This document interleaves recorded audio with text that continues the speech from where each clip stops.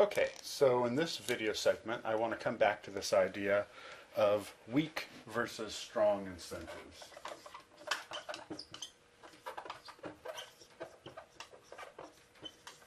And weak incentives, again, are relatively unfocused, broad incentives. So something like, if you do a good job, then your likelihood of being promoted is higher. Or if you do a bad job, we're going to fire you. So they're sort of blunt and broad. So things like promotion,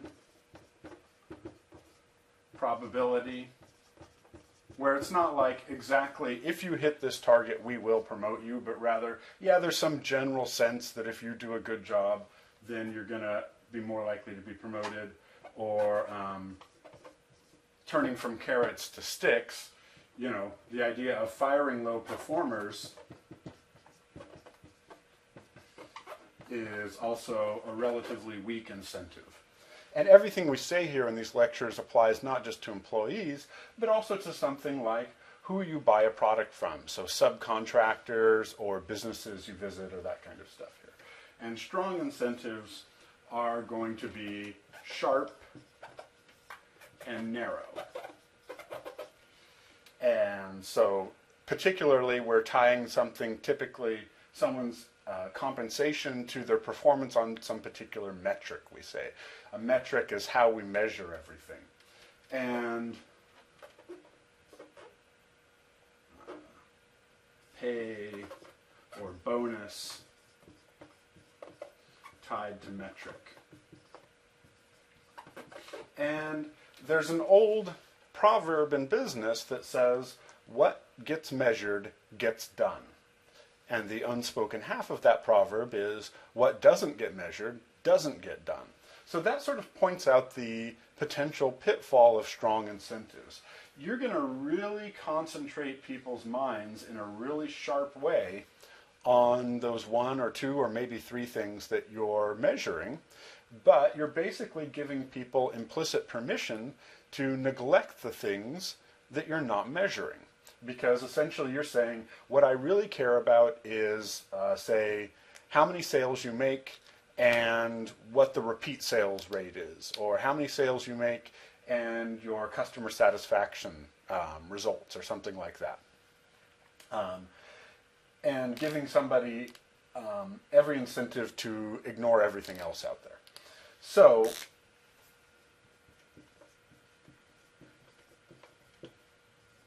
that may be okay if you really, really know what you want out of a particular worker.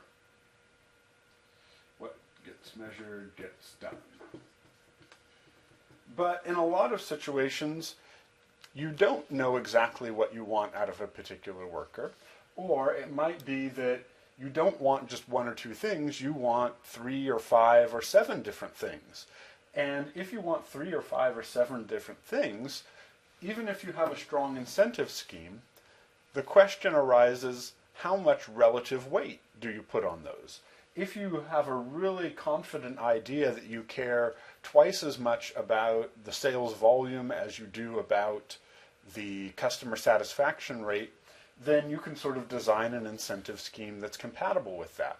But in a lot of situations, you don't have any good idea of, you know, how to balance long run versus short run, how to balance quality versus price, how to balance all these different things out there.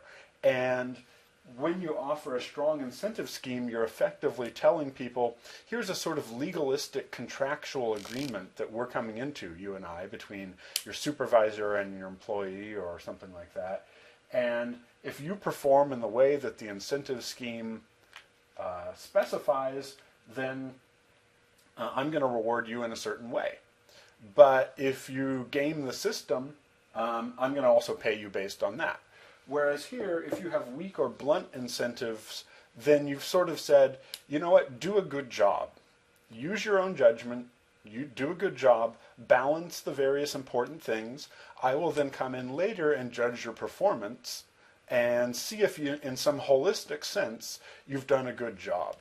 So, you know, in many cases, weak incentives are more appropriate for someone who has many different things on their plate that they have to balance lots of different segments of their job performance, strong incentives are more appropriate when you want just one or two particular things out of a worker. Okay. There's also a little bit of a difference here that sort of I alluded to earlier. A strong incentive system makes the relationship more like a contract. And that may be more or less attractive. The weak incentive system makes things more like a relationship. That, you do a good job and I'll pay you and take care of you, versus this is like, you do exactly this and you will get exactly this reward. And different organizations have different management styles. And again, sort of the degree of arm's length that you have with your employees is going to be typically pretty high if you have a strong incentive system. And if you want your employees to have a higher level of emotional investment, you may be better off with a weak incentive system. So that's something to consider out there. Consider.